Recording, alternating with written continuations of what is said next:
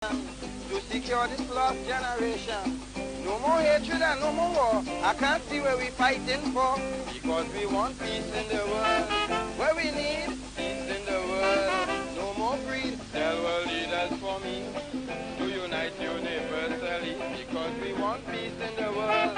For you and me, peace in the world. Well, everybody has a conflict will never cease until we begin world peace. Go!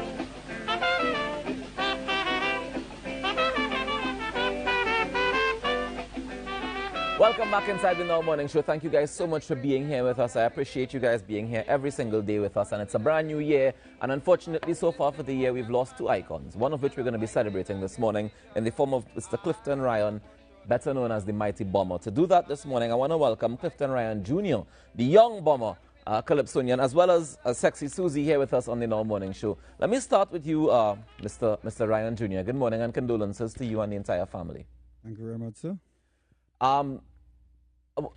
You know, I can imagine that you have big shoes to fill when it comes to being the young bomber, as they call you. Yes, sir. Excellent. Yes, that is true. But how was the impact of your dad on you and coming up as a Calypsonian? And, you know, I hear stories about him correcting Calypsonians along the way. The 10th, you'd always be the person to correct Calypsonians and make sure everybody on the right path. Was he like that at home as well? Yes, he was like that.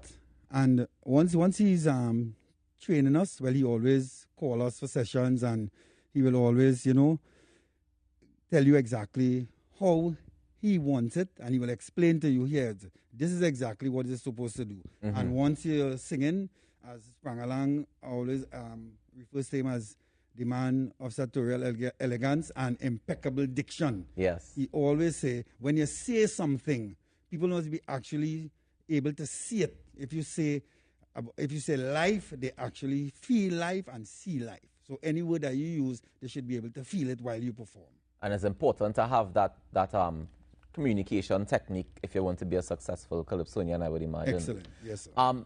Over the years, which any of his songs stand out to you like more than others? Like which songs, you know, sink in? Because for me, like Proverbs is one of my favorite Calypsos of all times, right? But any stand out to you in particular? Yeah. My favorite is the United States of the West Indies. Why? I love that song because of the way it was put together, and it makes a lot of sense. Mm-hmm. Because he always talks about unity, and he believed that, you know, unity is strength. Mm-hmm. And the United States of the West Indies speaks about strength. Yeah. He ever spoke to you about 1964 when he won the Calypso Monarch and beat Sparrow? Yes, he spoke about it, and he always said the public said they took the crown from one Grenadian and gave it to another Grenadian. But what he said, they didn't give me the crown. I won the crown. Right. Yes. Right. And he definitely won the crown. I know he also said, if I recall correctly, I spoke to him a couple of years ago, we had an interview with him, and he said that, you know, the people wanted him for the Independence Monarch, but because he believed that because he wasn't originally from Trinidad and Tobago, that's why he didn't win it. Well, he said that. He said that, but I wouldn't say that is exactly why, mm-hmm. Right? Because this is just me. I say sometimes, you know, the judge's decision is final. Yeah. Even though it would not go as we expected to go. Right. Doesn't happen like that all the time. But one of the songs that people always call and request on Talk City when I'm working is Jonah and James. Right? People seem to love that. They seem to love that song. So if you don't mind, please, sir, can we get a little a cappella something from you before we head across to Sexy Susie? Because one of the things about your dad is that not just was he a corrector of Calypsonians, but he was definitely a prolific writer. So we're going to get into that a little bit. But let me get into some of the writing skills right now. Give me a piece of Jonah and James if you don't mind. Yes. Two little children, Joan and James, down by the seaside playing games. Two little children, James and Joan, playing games by themselves alone.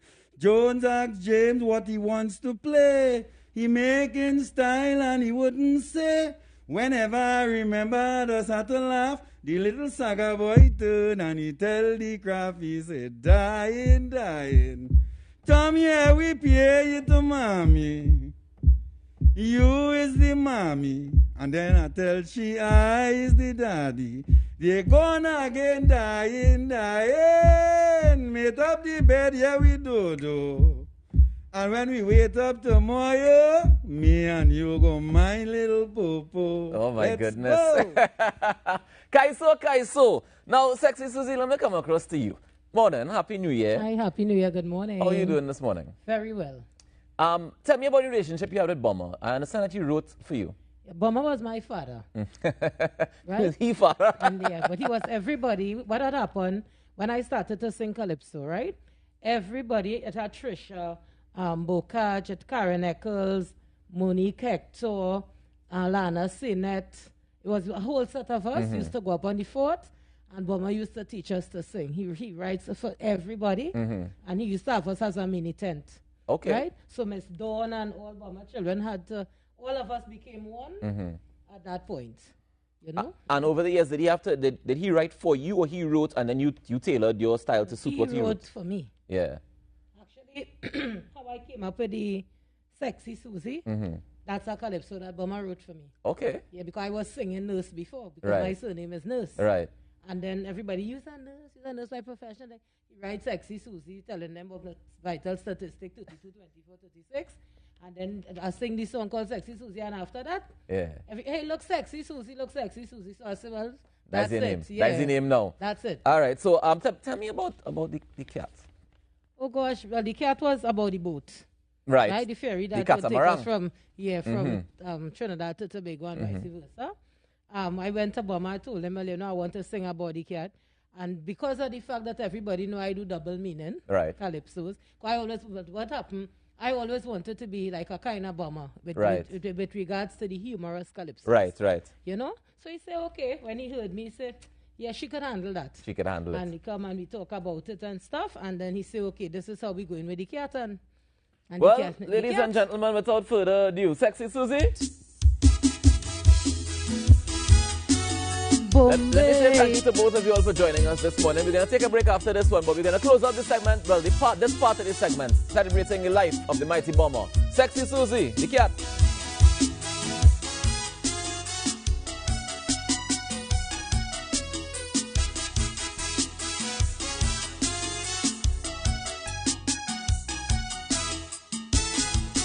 It is not a horse, a mule or a donkey. Such facility. Now everybody right here in Trinbago saying that the cat is the way to go. You may think it's a domestic animal. Some of you may even think immoral. Don't be misled and shut up your mouth. It's a cat ferry boat I'm talking about. People just pay money to get a ride. Let me hold you. Everybody wants to ride on the cat. They say it feels comfortable inside. Everybody wants to ride on the cat. You could take a drink, lie down and relax. Everybody wants to ride on the cat. You don't have to pay value-added tax. Everybody wants to ride on the cat. Meow. Bombay, Bombay. Is it meow for me, eh? Oh, gosh. Yeah, you go ahead, man. You go ahead. You go ahead, man. Written by Clifton Rand, the mighty Bomber. Susie, get on my next one. If you see the cat, you go want to ride it for pleasure, comfort, or as a habit. It is very posh and ready for action. You could ride first class or second in motion. It is a dream for the macho man to ride on the cat ferry is his plan. Say what you want, you'll never regret. It's cat you want, is cat you go get. I never see people walking like that. Because Everybody wants to